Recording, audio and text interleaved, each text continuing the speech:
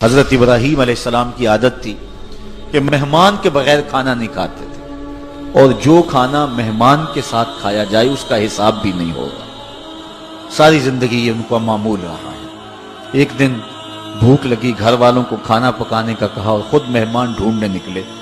ایک شخص کو جو کہ بوڑھا تھا لے آئے، دسترخوان پہ بٹھایا، کھانا جب لگ گیا تو اس کو کہا اللہ کا نام لے کے شروع کرو۔ اس نے کہا میں تو اللہ کو نہیں مانتا۔ آپ نے فرمایا کہ میں تیرے سے کوئی ربط، رشتہ اور تعلق نہیں رکھتا، اللہ ہی کے نام پہ تجھے کھلا رہا ہوں، تو میرے رب کا نام تجھے کم از کم لینا چاہیے۔ اس نے کہا میں تو بتوں کا پجاری ہوں اور روٹی کے چند ٹکڑوں کے لیے اپنے بتوں سے بے وفائی نہیں کر سکتا۔ حضرت ابراہیم علیہ السلام بولے جب تو اتنا غیرت مند ہے کہ میرے رب کا نام نہیں لیتا اور اپنے بتوں سے بے وفائی نہیں کر سکتا، تو پھر میرا بھی تو کیا لگتا ہے، اگر میرے رب کو نہیں مانتا تو میں تو کھانا اس رب کے نام پہ کھلاؤں گا، کھاتا ہے تو ٹھیک، نہیں تو تیری مرضی۔ وہ حضرت ابراہیم علیہ السلام کے دسترخوان سے اٹھ کے چلتا بنا، وہ گیا تو جبریل امین حاضر ہو گئے، سلام دیا، سندیسہ سنایا۔ رب کہتا ہے اے میرے خلیل، تو نے میرا ایک بندہ ناراض کر دیا۔ یا اللہ، وہ تیرا بندہ تھا، وہ تو تیرا نام لینا گوارا نہیں کرتا تھا، اور تو فرما رہا ہے کہ وہ میرا بندہ تھا۔ ارشاد ہوا ابراہیم بتاؤ اس کی عمر کتنی ہوگی؟ یا اللہ 80 سال کے قریب ہو۔ کہا اتنا عرصہ ہو گیا نا میں اس کو رزق دے رہا ہوں، تم ایک دن نہیں کھلا سکے؟ اب حضرت ابراہیم اس کو ڈھونڈ رہے ہیں، وہ دور پہاڑ پہ جا چکا ہے۔ اس کے قریب پہنچے، کہا میاں کھانا ٹھنڈا ہو رہا ہے، جلدی آؤ۔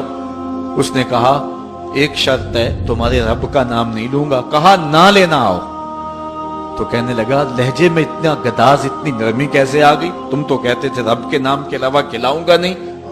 کہا کہ اسی رب کا ہی تو پیغام آیا ہے کہ میں بھی اس کو دے رہا ہوں۔ اس نے کہا اگر تیرا رب اتنا اچھا ہے تو کھانا بعد میں کھائیں گے، پہلے اس کا غلام بنا لے مجھ کو۔ تو وہ رب ہے سب کا، ہمارا حق ہے کہ ہم اس کی پوجا کریں۔ تو اللہ تعالیٰ جل شانہ نے ارشاد فرمایا یا ایھا الناس اعبدوا ربکم، اپنے رب کی عبادت کرو۔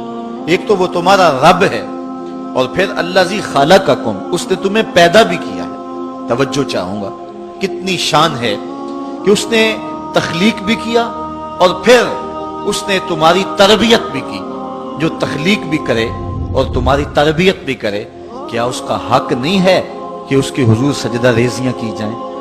ساری زندگی انسان ماں کی خدمت کرتا رہے تو بتاؤ ماں کی خدمتوں کا بدلہ دے سکتا ہے؟ ماں کے پیار کا صلہ دے سکتا ہے؟ تو انسان جتنی مرضی خدمت کر کے ماں باپ کو راضی کرنے کی کوشش کرے وہ تو راضی ہوتے ہیں، بلکہ نالائق اولاد کے لیے ماں باپ کی دعائیں اور زیادہ ہوتی ہیں۔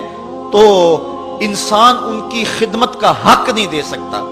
ماں باپ کے اتنے حق کیوں ہیں؟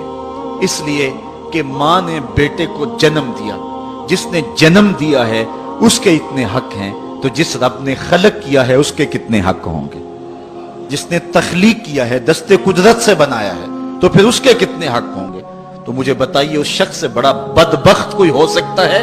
جو اللہ تعالیٰ جل شانہ ہمیں اپنی عبادت کی توفیق نصیب فرمائے۔